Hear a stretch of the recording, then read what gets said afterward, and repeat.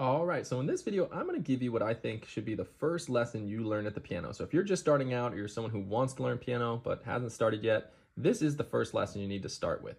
So what we want to do in this first lesson is really just understand how the piano works. It can look really confusing and you just press keys and you're like, I don't really get this. But once you understand the organization of it, it becomes a lot easier. So the first thing you have to know is that the piano goes from low to high, with the lowest note being here, and then just going higher and higher and higher with mixtures of white and black keys all the way until you get to the end, right? So the highest note's there, the lowest note's here, and everything in between.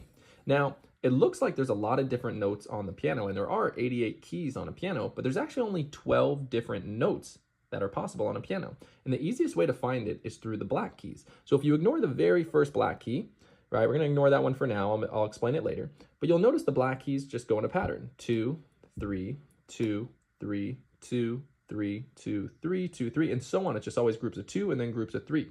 Now, if we look at a group of 2 and then a group of 3, we can find every possible note out of our 12 notes. If we start right here before the group of 2 and we go all the way into the white note after the group of 3, we have all 12 notes on the piano. 7 white ones, 1, 2, 3, 4, 5, 6, 7, and 5 black ones, 1, 2, 3, 4, 5. So there's our 12 possible notes. And now everything else is just copied and pasted in higher and lower ranges. So 1, 2, 3, 4, 5, 6, 7, 1, 2, 3, 4, 5. Once again, right before the 2 black keys, 1, 2, 3, 4, 5, 6, 7, 1, 2, 3, 4, 5, and same thing, 1, 2, 3, 4, 5, 6, 7, 1, 2, 3, 4, 5, and it just keeps going in higher ranges and lower ranges. Now we name these notes after the letters of the alphabet: A, B, C, D, E, F, G. We only use 7 letters, so even though there's 12 notes, we only use 7 letters, so I'll explain how we name them. So those 7 letters get attached to the white notes. So the first note we're going to learn is the note C. The note C comes right before the group of 2. Now, you don't have to start here. A lot of people are like, well, why don't we start with A?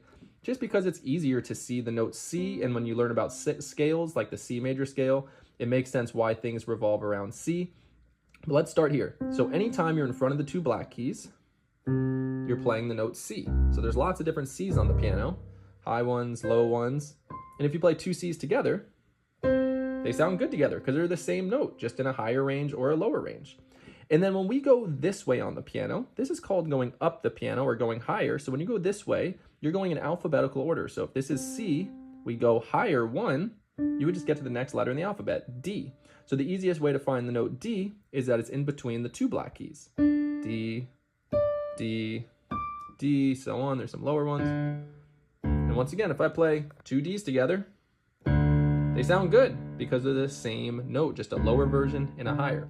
And we can keep going. We go higher than 1 higher than D, we get to E. So E comes after the 2 black notes. E, E, E, E, so on. We play 2 together. They sound good together because they're the same notes.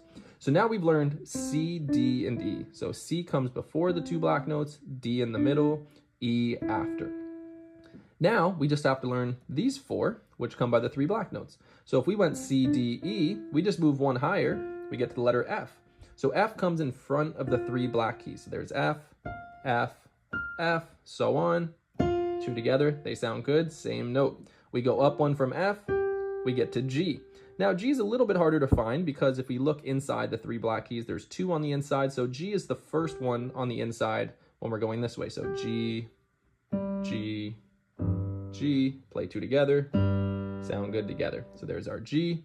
We go up 1 from G. This is where a lot of people get confused. After G, there's no H. You're back to the beginning of the alphabet, which is A. So G and then A. So once again, G and A look similar. They're both on the inside of the 3. A is the one that's a little bit higher, a little bit this way. So there's A, A, A. We play 2 together. They sound good together. And the last note we have to learn, we go 1 higher from A. We get to B. B is in back or behind the 3 black keys. B, B, B, B, and so on. And there's B's. And then we go up 1 from B, we're back to C, right at the start of the 2 notes, or the 2 black keys, right? So there's all 7 of our notes that we have to learn on the white keys. And now the black keys just get named based on those white key letters, right? So let's start with this one here. At the start of the 2 black keys, this note can have 2 different names, and this confuses people a lot as well, but you'll get the hang of it. So if this note was C, we use a word called sharp in music. Sharp means that you go up, right? Not up as in higher, like up and down, but to the right. So from C, we go up one, which takes us right there, up a half step. A sharp tells you to go up a half step, the next possible note. And then this would be called C sharp, because this is C, we moved up a half step. That becomes C sharp. And then if we go to this black note, well, here's D, we go up a half step. So this is D sharp. Then E does not have a black note, so E doesn't get a sharp. Then from F, we go up a half step. So there's F sharp. From G, we go up a half step. There's G sharp. From A, we go up a half step. There's A sharp. So our black notes are, starting at the beginning of the 2, C sharp, D sharp, and then beginning of the 3, F sharp, G sharp, A sharp. Now, like I said, these notes could get a couple different names because in music, we also have a word called flat. Flat means you're going down, meaning to the left, a half step. So this note here, C sharp that we called originally, can also be called D flat because it's a half step lower than D. So this could be called D flat. This one here could be called E flat because it's half a step lower than E. F does not have a flat, so no black note there. From G, we go down a half step. There's G flat. From A, we can go down a half step. There's A flat. From B, we can go down a half step. There's B flat. So we can have D flat, E flat, G flat, A flat, B flat. So this could be C sharp or D flat, D sharp or E flat, F sharp or G flat, G sharp or A flat, and A sharp or B flat. And there is all 12 notes on the piano. A lot of people always ask, like, why does it matter that there are 2 different names? Does it really matter which one you call it? If you're just playing the note and someone's like, hey, what note is this? And someone says C sharp and someone says D flat, they're both technically right.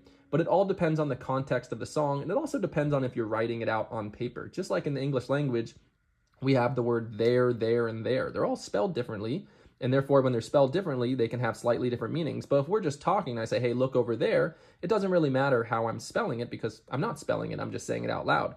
So it's the same thing in music. If you're just playing the note and saying, hey, what note is this? Then it doesn't matter. But once you start writing it down and you're trying to put it into the context of what we start learning about with the scales and chords, the spelling does make a difference. But that is how you find all the notes on the piano. So hopefully the piano doesn't look so complex anymore. You start to see that outline from the 2 black keys to the end of the 3 black keys and start to see your 12 notes just copied and pasted. So this was the first lesson you should learn at the piano because you start to understand the organization of the keys. And that way, when you start to learn whether it's reading music or just songs and people are referencing which notes to play, you'll feel a lot more comfortable. So don't skip this first lesson. It's super important to really build a strong foundation and practice your notes. So practice learning your different notes on the piano and test yourself. Go like this, stop on a note, and you should be able to name it quick. That's a C. That's an A. The better you can do that, the easier it is to play piano because you know your way around the piano. All right, that is all for your first lesson. If you want me to continue this series and you want a second lesson that follows up on this, just let me know or check the link in my bio. I have a lot of great beginner courses, just short ones that'll get you started and help you build a strong foundation. Hope you enjoyed.